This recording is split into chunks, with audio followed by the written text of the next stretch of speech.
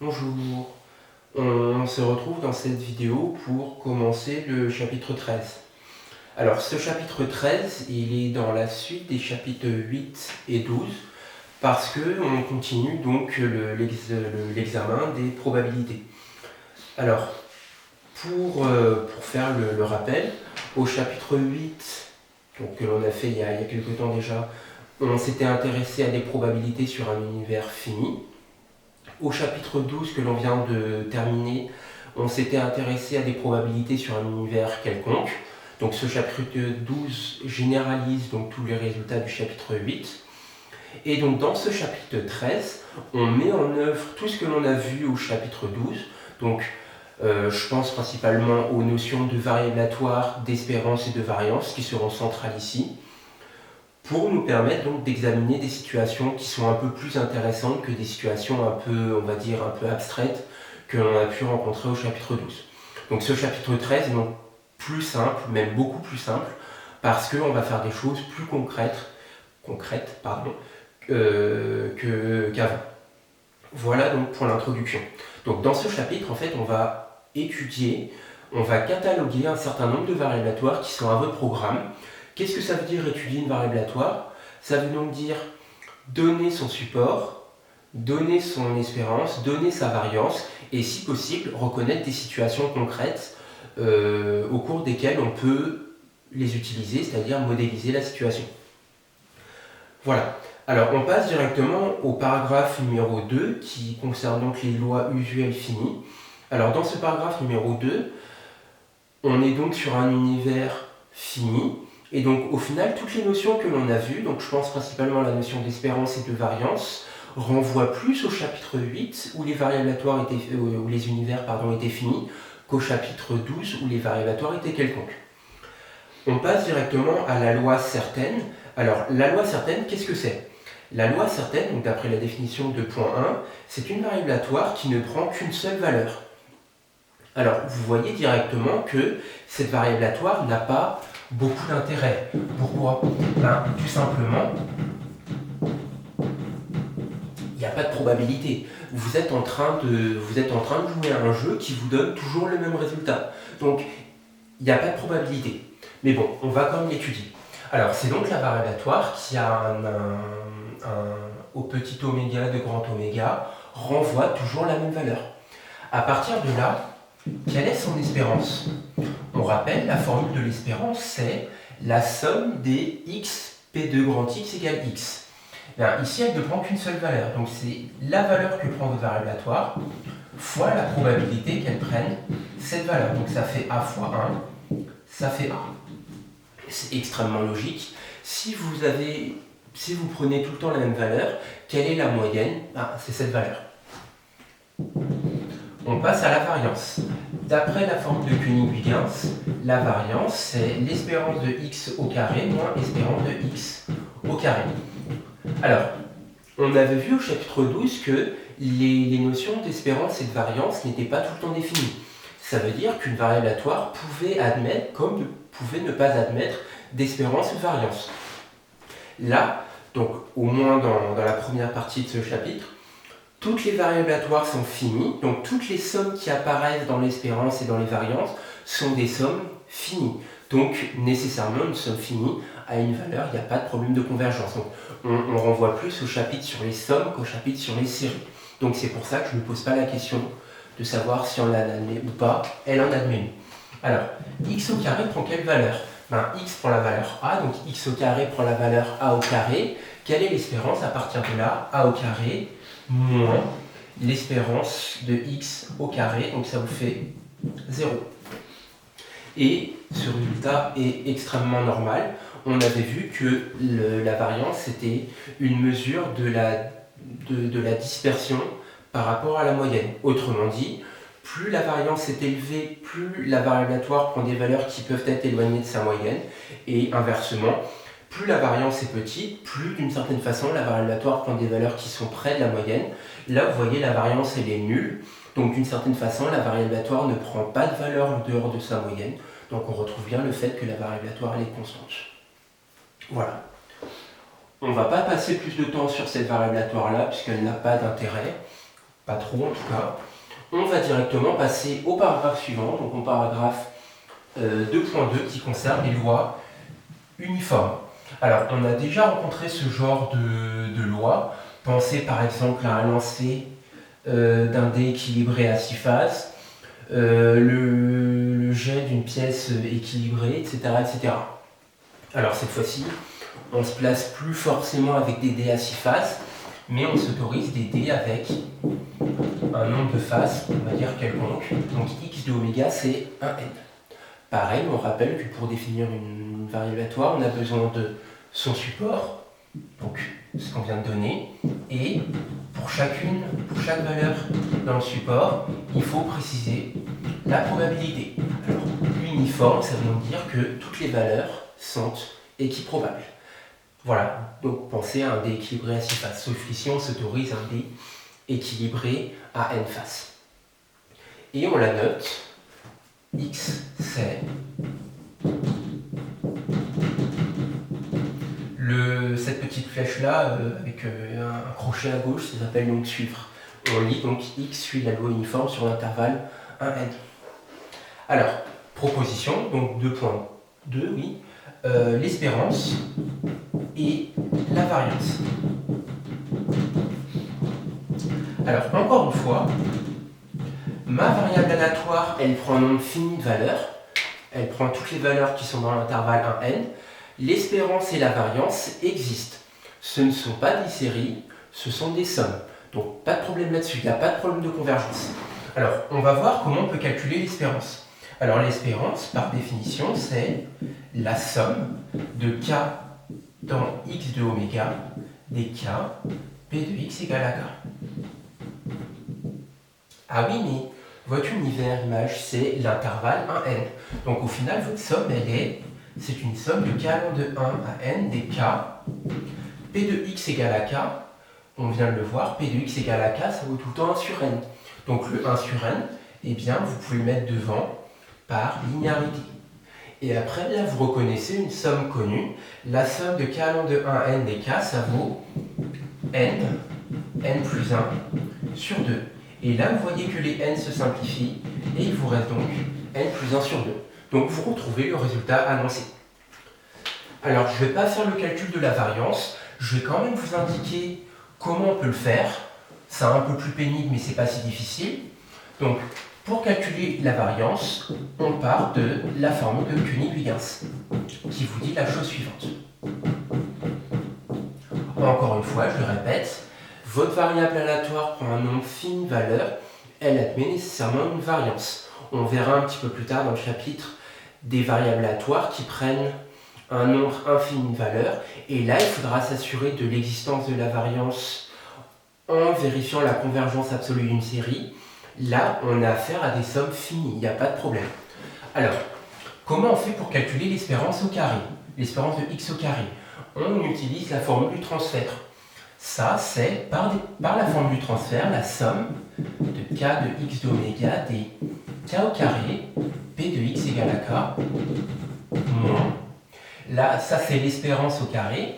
L'espérance, je viens de la calculer, c'est n plus 1 sur 2. Donc moins n plus 1 sur 2 au carré. Je continue un peu les calculs. Encore une fois, x de oméga c'est l'intervalle 1n, donc c'est la somme pour k allant de 1 à n des k au carré. P de x égale à k, il vaut 1 sur n, moins n plus 1 sur 2 au carré. Et là, vous reconnaissez une formule classique. La somme de k allant de 1 à n des k au carré, c'est n plus 1, 2n plus 1 sur 6. Je vous invite à revoir le chapitre 1 ou 2 pour le vérifier. Donc n plus 1, 2n plus 1 sur 6, moins. Voilà. Essentiellement, c'est fini. Il suffit de terminer les calculs, simplifier, etc. etc. Pour retrouver le résultat annoncé, n carré moins 1 sur 12.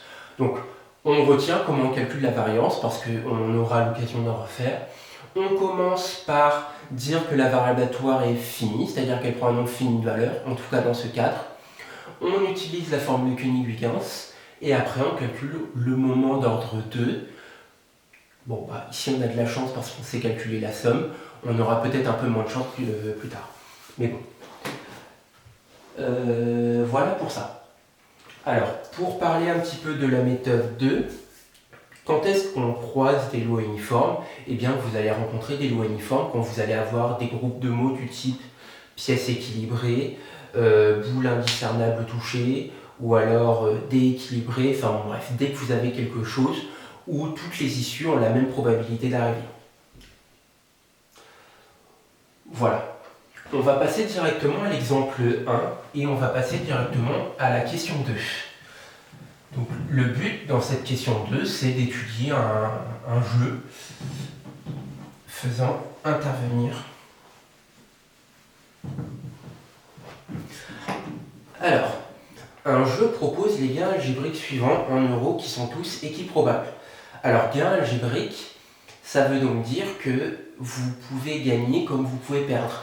Par exemple, si vous gagnez moins 20 euros, et bien au final vous avez perdu 20 euros. C'est ce que l'on entend par gain algébrique. Moins 20, moins 15, moins 10, moins 5, 0, 5, 10 et 15. Alors, première question, donc question de A. Par quelles opérations peut-on déduire de x une variable aléatoire y qui suit une loi uniforme sur l'intervalle 1n? Alors, c'est pas forcément simple à voir. Alors, donc x de oméga, déjà, on regarde, c'est moins 20, moins 15, moins 10, moins 5, 0, 5, 10 et 15.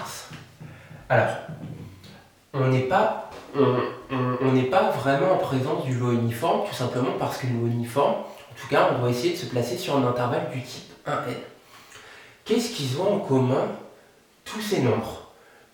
Ce qu'ils ont en commun, c'est que ce sont des multiples de 5. Donc, autrement dit, si vous divisez par 5, vous divisez tout par 5.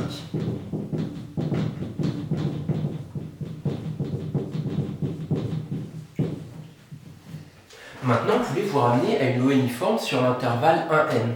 Vous êtes d'une certaine façon sur l'intervalle moins 4, 3. Qu'est-ce qu'il vous faut faire pour arriver à une variable aléatoire sur l'intervalle 1n? Eh bien, vous ajoutez 5. Donc 1 sur 5x plus 5 de oméga, c'est quoi? C'est moins 4 plus 5, donc ça fait 1. Moins 3 plus 5, ça fait 2, etc. jusqu'à 3 plus 5 qui est égal à 8. Donc on pose y qui est égal à 1 cinquième de x plus 5. Et donc cette variable aléatoire y, elle suit la loi uniforme sur l'intervalle 1, 8. Voilà, en fait l'idée c'était de remarquer cette petite chose que on peut se ramener en fait à une loi uniforme sur l'intervalle 1, 8 en faisant une petite opération. Alors, à partir de là, question 2b, en déduire l'espérance et la variance de x. Alors évidemment, a priori, elles ne sont pas connues. Par contre, on connaît l'espérance de y et la variance de y. C'est tout simplement la proposition précédente avec n égale 8. Alors, quelle est l'espérance de y? Alors, d'une part, l'espérance de y, c'est quoi? D'après la proposition d'avant, c'est n plus 1 sur 2. Donc, c'est 8 plus 1 sur 2, donc 9,5. Et d'autre part, qu'est-ce que c'est que l'espérance de y? C'est l'espérance de 1 cinquième de x plus 5. Autrement dit, en utilisant la linéarité de l'espérance, rappelez-vous, une espérance, c'est une somme, c'est linéaire, donc c'est 1 cinquième espérance de x plus 5. Et lorsque vous rassemblez les deux bouts ensemble, qu'est-ce que vous avez? Vous avez 9,5 égale 1 cinquième de e de x plus 5. Et là, on n'a plus qu'à terminer le calcul. Autrement dit, 1 cinquième de e de x, c'est 9,5 moins 5, donc égal à moins 1,5. Et enfin, pour pour avoir l'espérance, on n'a plus qu'à multiplier par 5, donc moins 5. Voilà. Donc, conclusion, si vous jouez à ce jeu, à chaque tour, vous perdez en moyenne moins 2,5 €. Donc ce n'est pas un jeu intéressant. Voilà. En tout cas, bon, peu importe que ici c'est la partie la plus compliquée, on retient la linéarité de l'espérance. On va faire le calcul de la variance parce qu'il va nous faire revoir une formule classique sur la variance. Alors toujours pareil, on se rappelle que y c'est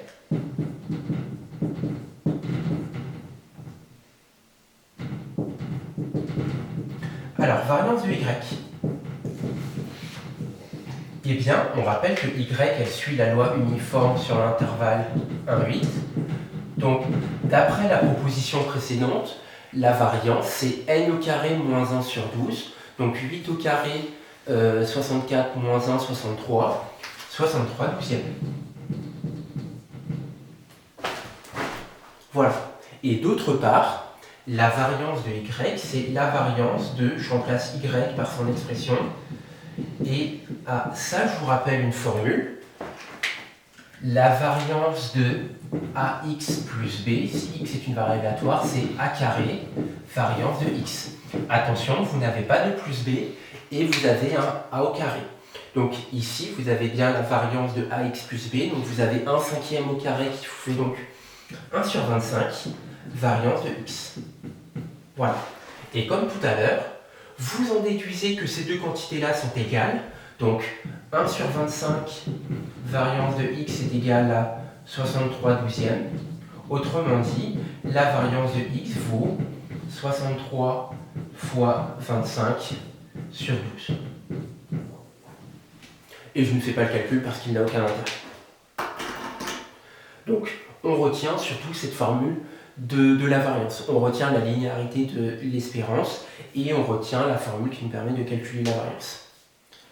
Voilà. On ne va pas passer plus de temps sur cette variable aléatoire uniforme parce qu'elle n'a pas trop d'intérêt. On va passer à la dernière pour cette séance, qui est la loi de Bernoulli. Alors, la loi de Bernoulli, elle est très simple. Vous la connaissez et vous l'avez déjà rencontrée l'année dernière. Alors, encore une fois, donc je me répète, mais il faut que ça rentre. Pour définir une variable aléatoire, on a besoin de deux choses. On a besoin de préciser le support de cette variable aléatoire et préciser les probabilités que prend la variable aléatoire. Alors, une variable aléatoire de Bernoulli, il y a donc un paramètre P, et x de oméga, elle prend des valeurs qui sont 0, 1. Pensez en fait une expérience du type succès-échec. Et on dit que on pose P de x est égal à 1, c'est petit p, et P de x est égal à 0, c'est 1 moins p. Voilà, donc en fait, beaucoup de situations de la vie quotidienne peuvent être modélisées par une variable aléatoire de Bernoulli, tout simplement parce que beaucoup de situations ont deux issues possibles, succès, échec, 1 ou 2, 0, 1 plutôt, etc., etc. Donc le 1 étant plutôt associé à un succès et le 0 à un échec. Voilà. Donc, encore une fois, on va essayer de montrer que ces variables aléatoires admettent une espérance et une variance qui est complètement claire et les calculer. Alors, pourquoi elles admettent une espérance et une variance? Tout simplement parce que c'est une variable aléatoire finie. Pensez que l'espérance et la variance, ce sont des sommes. Ici, vous sommez sur un univers qui contient deux éléments, 0 et 1, donc vos sommes, il n'y a pas de problème de convergence. Je rappelle que c'est lorsqu'on étudiera des variables aléatoires qui prennent un nombre infini de valeurs qu'il y aura des problèmes. Là, pas de problème. Alors l'espérance, c'est quoi? Je rappelle la formule générale. La formule générale, c'est la somme pour k appartenant à x de oméga des k p de x égale à k. Donc là, je viens de vous le dire, votre univers, il admet deux éléments, 0 et 1. Donc votre somme, elle comporte deux éléments. Première valeur, pour k égale à 0, on a donc 0 fois p de x égale à 0. Plus, deuxième valeur, 1 fois p de x égale à 1. Autrement dit, 0 fois 1 moins p, plus 1 fois p, tout ça, ça nous donne 1 fois P qui est donc égal à P. Voilà. La variance, on va la faire aussi. On utilise la formule de Koenig-Huygens.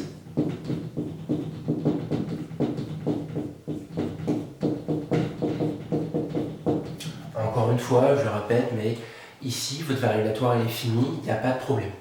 Alors, c'est quoi la formule de Koenig-Huygens? C'est E de x, la variance, c'est E de x au carré moins l'espérance au carré. Ça s'appelle le moment d'ordre 2. On utilise le théorème du transfert, c'est pareil que tout à l'heure, pour calculer cette quantité-là. Donc c'est la somme pour k appartenant à x de oméga des k au carré, attention vous avez un carré ici, donc vous avez un carré là, p de x égale à k, moins l'espérance au carré, donc moins p au carré, puisque je ne la calcule. Alors, je termine le calcul. Alors, première valeur de votre univers. La première valeur que vous croisez, c'est 0. Donc, 0 au carré fois p de x égale à 0. Plus, deuxième valeur, c'est 1. 1 au carré fois p de x égale à 1 moins p au carré. Alors, on n'a plus qu'à remplacer, ça fait 0 fois 1 moins p, plus 1 au carré fois p moins p au carré. Donc il vous reste p moins p au carré, et donc en factorisant par p, vous avez bien p facteur de 1 moins p, et donc vous avez fait le calcul de votre variance. Voilà.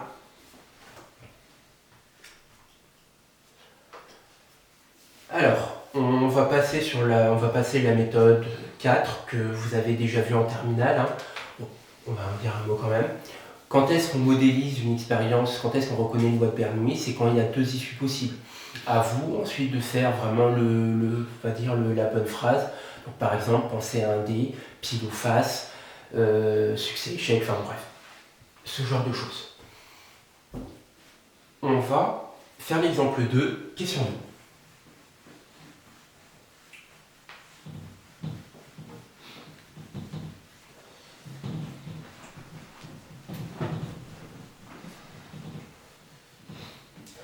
Alors, on lance un dé.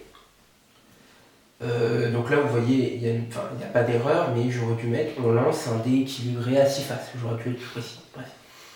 Alice gagne 1 euro lorsqu'elle fait un résultat supérieur ou égal à 5 et rien sinon. On note G le gain. Étudier la variatoire G. Alors, on rappelle, étudier une variatoire, c'est donner les valeurs que prend la variatoire et pour chacune de ces valeurs, préciser la probabilité. Alors G c'est quoi? Eh bien le gain c'est Alice elle gagne soit 0 euro ou bien 1 euro. Voilà, première chose. Alors P de G égale à 1. Quand est-ce que Alice gagne 1 euro? Alice gagne 1 euro lorsque elle obtient un résultat supérieur ou égal à 5. Donc ça veut dire 5 ou 6. Avec quelle probabilité on a 5 ou 6 avec un dé équilibré à 6 faces? Avec une probabilité de 2 sur 6, autrement dit, 1 tiers. Et enfin, P de G égale à 0, c'est combien? Alors quand est-ce qu'elle ne gagne rien? Elle ne gagne rien lorsqu'elle obtient 1, 2, 3 ou 4, avec une probabilité de 4 sur 6, 2 tiers. Autrement dit, on dit que G suit la loi de Bernoulli de paramètre 1 tiers. Voilà. Du coup, on va s'arrêter là pour cette séance. La prochaine fois, on va étudier la loi binomiale. Et voilà.